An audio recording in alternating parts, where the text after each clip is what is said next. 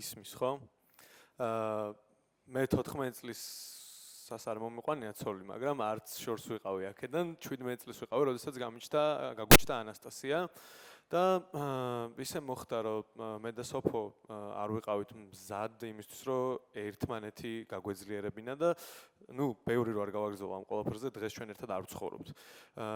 შესაბამისად, ჩემთვის ჩართულობა ბავშვის ცხოვრებაში კიდევ უფრო ძნელი გამოვიდოდა, იმიტომ რომ არ ვიყავი მასთან ყოველდღიურ ურთიერთობაში.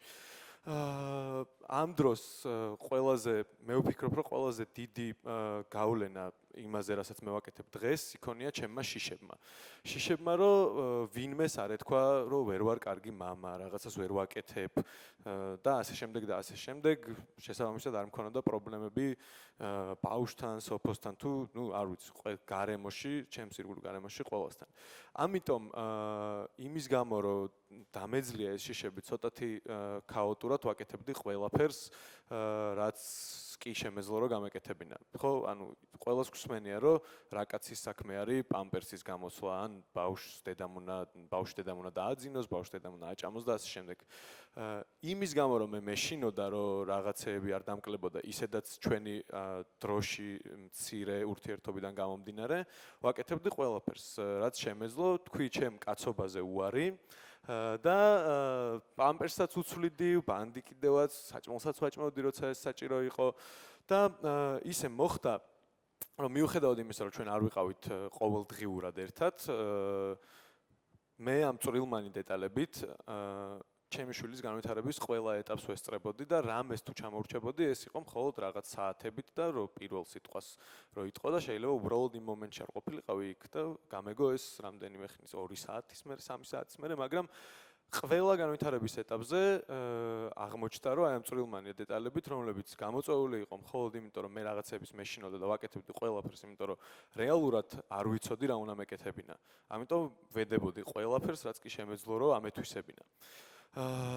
ბავშვობაში მამა ჩემი მიკითხავდა ხოლმე რაღაც ზღაპრებს, იგონებდა. და დღემდე მახსოვს ეს პერსონაჟები, როგორ ველოდებოდი ხოლმე შემდეგ სერიებს და ასე შემდეგ და ბუნებრივია, რომ გარდა რაღაცა ინტუიციური და აი საიდანღაც მოფრენილი აზრებისა, როგორ უნდა მეურთიერთა ჩემ შვილთან, რაც გამოცდილებიდან, რაც ცხოვრებაში რაც მქონდა ნანახი, იმასაც ვიყენებდი. ამას ყვები, იმიტომ რომ არსებობს რაღაც წარმატებებიც და წარმატებულობიც. ამ შემთხვევაში ეს იყო წარმატებულობა, იმიტომ რომ მე როდესაც მამა ჩემი მიკითხავდა ზღაპრებს, მაშინ არ არსებობდა YouTube და ჩემმა შვილმა გადაწყვიტა, რომ ის, რასაც მე უყვებოდი, ერჩივნა, რომ ენახა და ასე ვთქვათ, გაეგო და ენახა ერთად, ვიზუალურად წარმოვედგინა უფრო მარტივად და ალბათ მამა ჩემსაც არ ექნებოდა შანსი YouTube-ი რომ მქონოდა მე. მაგრამ ეს ყველა, ურთიერთობა შვილთან მით უმეტეს მაშინ, როდესაც ხარ პატარა და შენ თვითონაც არ იცი რა უნდა აკეთო, არ არის მარტივი, ეს ზღაპრის არ მოსმენით და რაღაცა მისი დაბანით თუ პამპერსის გამოცვლით, ყველაფერი არ მთავრდება რა. და ამ დროში მივხვდი, რომ მშობლებს აკისრიათ ძალიან დიდი ვალდებულება და არიან ძალიან დიდი რისკის წინაშე, რომ ეს თავისი სიყვარული და რაღაცეები, რაც აუცილებელი არის, რომ ბავშვმა განვითარებისთვის შეიძინოს, აი ამ რაღაცების შეპირისპირებაში არ დაიკარგონ და არ დააკლონ რამე თავის შვილს. როგორ ხდებოდა ეს, ხო? სანამ თოთო იყო, თუ როგორ ქვენახიან ხოლმე, თოთო ბავშვი იყო ჩემი შვილი. ჩვენი ურთიერთობა შემოიფარგლებოდა რაღაც სიმღერებით, რომელსაც ძილის წინ უმღეროდი, რაღაც ჰაერში აგდებით, როცა იცინოდა ამაზე და აი ესეთი მარტივი რაღაცეებით ჩვენ ურთიერთობდით. როგორც კი დაიწყო გაზრდა, ხდება შემდეგ ეტაპზე გადავედით, ასე ვთქვათ და იმის გამო, რომ ჩვენ არ ვიცოდით, როგორ უნდა მოუქცეულიყავით იმისთვის, რომ ანასტასია მოქცეულიყო კარგად, ჩვენ წარმოდგენებში, როგორც ჩვენ გვეგონა, რომ კარგად უნდა მოიქცეს, ხდებოდა აი მაგალითად ესეთი რაღაცეები, რომ რა თქმა უნდა, სოფოს ჭირდებოდა ჩემი დახმარება იმისთვის, რომ ბავშვისთვის რაღაცეები ესწავლებინა, ხო? და ვთქვათ, რაღაც მისი საქციელი არ მოეწონებოდა, ეუბნებოდა, რომ აი ხა მამა დაგელაპარაკება და მამა გეტყვის, ხო? ყველას გვსმენია ეს რაღაც აუაბიძიებს და ბუებს რო ქმნიან ხოლმე ბავშვებისთვის და ხშირ შემთხვევაში ესენი არიან მამები. იმიტომ რომ მამა გეჩხუბება, მამა რაღაცას გეტყვის, და გაბრაზდება და რა ხდება ამ მომენტში რა ბავშვს და მამას შორის ხდება გაუცხოება.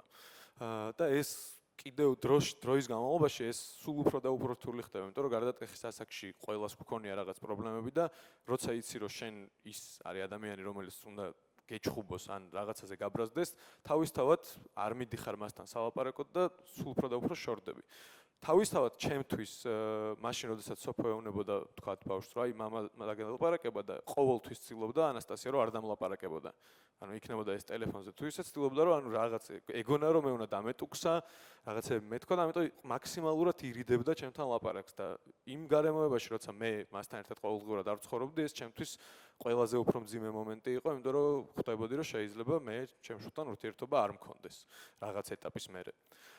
ამიტომ ვცადე რომ ესე ჩემი თეორიები ჩამოვაყალიბე იმაზე როგორ უნდა მე მოქმედა და ვცადე ესეთი რაღაც. პირველ რიგში ყველაზე მეტად რაც მეხმარება ალბათ არის ის რომ მე ყოველდღე ის დამყავს სკოლაში და გამომყავს სკოლიდან და ბუნებრივია, ну მუშაობ, იმიტომ რომ მას რაღაცები ჭირდება კიდე რომელიც უბრალოდ ესე ციდან არ მოდის და შესაბამისად როცა მაქვს დრო და ვცდილობ რომ ეს მაქსიმალურად იმ 5 სასწავლო დღიდან იყოს მაქსიმალური რაოდენობის დღეები, ასევე ვამეცადინებ მას რა.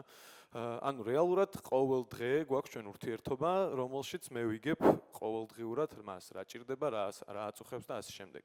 ძალიან მნიშვნელოვანი რაც დავინახე რა, რითიც შეიძლება მაქსიმალური სიახლოვე იგრძნოს ბავშვმა მამასთან.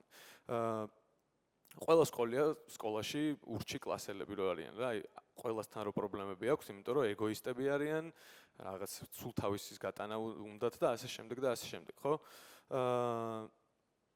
მე გადავწყვიტე რომ ანასტასიასთან მე ურთიერთა როგორც ზრდასრულ ადამიანთან. რა თქმა უნდა იმ დოზებიც რაც 7 წლის ადამიანს შეუძლია რომ აღიქვას. შესაბამისად, როდესაც მოდიოდა სამეცადინოთ და რა თქმა უნდა როგორც ყველა ბავშვს მასაც უნდოდა რომ ეთამაშა თავის მეგობრებთან და არა ემეცადინა, ეცადე რომ რაღაცნაირად პრაქტიკაში დამენახებინა მისთვის რამდენად უფრო მნიშვნელოვანია და სწორია რომ ჯერ გააკეთო შენი საქმეები და მერე დაუთმო დრო თამაშს. ესე იწყებოდა ხოლმე რომ მამ მოდი ვიმეცადინოთ და აუ მამე 10 წუთი გავალ რა ბავშვებთან ვითამაშებ. 10 წუთი მის წარმოდგენაში რამდენი იყო ვერ ხვდები, იმიტომ რომ სავარაუდოდ გრძელდებოდა ხოლმე სადღაც 1 საათი და დღე ჩვენი მეცადინეობა გრძელდებოდა 3 ეტაპად. აი 10 წუთი ითამაშებ და მე 5 წუთი იმეცადინებდა და ასე შემდეგ და ხდებოდა ისე რომ ვერასწრებდა უბრალოდ რა, ძილის დრო მოდიოდა და უბრალოდ ვერასწრებდა მეცადინეობას. ერთი რაღაცა რაც კიდე მნიშვნელოვანი არის ამ ყველაფერში, რომ აღმოაჩნდა რაღაცა დოზებით პასუხისმგებლობის გრძნობა. ძალიან უყვარს თავის დამრიგებელი სალომე და ძალიან უტყდებოდა სკოლაში, ანუ უსწავლელს წასვლა, იმიტომ რომ არ უნდოდა რომ იმასთან ურთიერთობაში რაღაცა ბარიერი შექმნოდა. ხო და პრაქტიკაში ესე დავინახეთ, რომ მარტივია, მოდის სახში და ეხა დღეს უკვე იცის, რომ როცა მოდის, ნახევარი საათი ჭირდება სულ იმისთვის, რომ იმეცადინოს ყველაფერი და მერე აქვს თავისუფალი დრო მთელი დღის განმავლობაში, ღამემდე და შესაბამისად შაბათ-კვირასაც და ასე შემდეგ. ეს არის ერთ-ერთი რაღაცა, რაც გავაკეთე იმისთვის, რომ მე როგორც მგონია, ჩემ შულს ჩამოუყალიბდეს დისციპლინა. და არა იმითი, რომ მე ვიყო მისთვის რაღაცის დამაბრკოლებელი, შემაშინებელი და მხოლოდ იმიტომ გააკეთოს რამე, რომ მე არ გაუბრაზდე. რომ ემზადებოდი აქ ჩემი სპიჩისთვის, ასე ვთქვათ, ვკითხე, რომ ყველაზე მეტად რისი კეთება უყვარს ჩემთან ერთად. ყველაზე მეტად აღმოჩნდა, რომ უყვარს ჩემთან და ჩემ მეგობრებთან ერთად ყოფნა, იმიტომ რომ ისე აღმოჩნდა, რომ ჩემ მეგობრების უმრავლესობას, ვისაც ყავს შვილები, ყავთ ანასტასიას ხელაშვილები. ოღონდ იმათ 17 წლის ასაკში ანუ 17 წლის ასაკში არ გაუჩენიათ ბავშვები, უკვე ზრდასრულები იყვნენ და ყველაზე მეტად უყვარს ჩემ მეგობრებთან ერთად ყოფნა და ბუნებრივია ის დრო, რომელიც ისედაც ცოტა მაქვს მე მასთან სამყოფი იმის გამო, რომ ჩვენ ერთად არ ვცხოვრობთ მე და სოფო, ბუნებრივია მისი საყვარელ მეგობრებთან ერთად ყოფნა ნიშნავს ჩემთან ერთად ყოფნას, იმიტომ რომ ისინი არიან ჩემი მეგობრების შვილები. რაღაც ესეთი იმისთვის მოვყევი ესეთი რაღაც წვრილმანი დეტალები, რომ ამ 7 წლის განმავლობაში მოხდა ისე, რომ ჩვენი აი ესეთი წვრილმანი დეტალებით დაკავშირებით ჩვენ გავხდით ძალიან მაგარი მეგობრები. და არ ვიცი, ალბათ იტყვის, როცა გახდება 18 წლის ან 25 წლის, რომ საამაყო მამა ვარ თუ არა, მაგრამ დღეს ძალიან მახარებს, რომ მაგალითად ეხლა ზაფხულში გააცნობიერა, რომ მუსიკოსი ვარ. ყოველთვის იცოდა, რომ მამიკოს კონცერტები აქვს და დადის და ასე შემდეგ, მაგრამ წელს ჩემ ძველ აიპოდში მოისმინა რაღაც ჩემი სიმღერები და ძალიან ამაყიდარბოდა, თავის მეგობრებს ასმენინებდა და იმათაც ძალიან უკვირდათ, რომ ეთყობა უცნაური იყო, რომ აიპოდიდან თავისი მეგობრის მამის სიმღერებს უსმენდნენ. მოკლედ ძალიან ამაყი იყო თავისი მამით. ჩვენ კაცებს ქალებისგან თქვენგან ვინც აქ ხართ და საერთოდ ქალებისგან განგვასხოვებს მარტო ის, რომ ქალებს შეუძლიათ 9 თვე ატარონ ბავშვი და შემდეგ აჭამან ძუძუ. დანარჩენში ჩვენ ყველაფერში ვართ ერთნაირები და ამასთანავე კაცებს გვაქვს, კაცები ვიწყებთ ერთი ნაბიჯით უკან. იმიტომ რომ ჩვენთვის უფრო მეტი სამუშაოა ჩასატარებელი, რომ ვიყოთ ბავშვებთან ახლოს, ვიყოთ ჩვენი შვილებისთვის ისეთივე სიახლოვის ადამიანები, როგორიც არის დედა.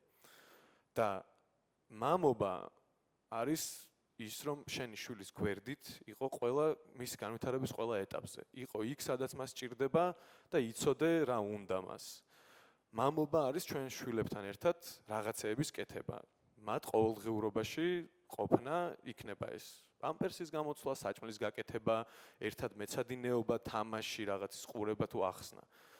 ეს მგონია, რომ არის ყველაზე მნიშვნელოვანი იმისთვის, რომ ჩვენი შვილები, მამებს, ჩვენი შვილები ყავდეს გვერდით და მათთვის საჭირო დროს არ გაუჩნდეთ ჩვენთან გაუცხოების გამო, ჩვენთან ლაპარაკის შიში და ჩვენგან დაშორების სურვილი. ეს არის ჩემი აზრით მამობა და მე ვარ მამა და ძალიან მაგრად ასწორებს ეს ყველაფერი. მადლობა.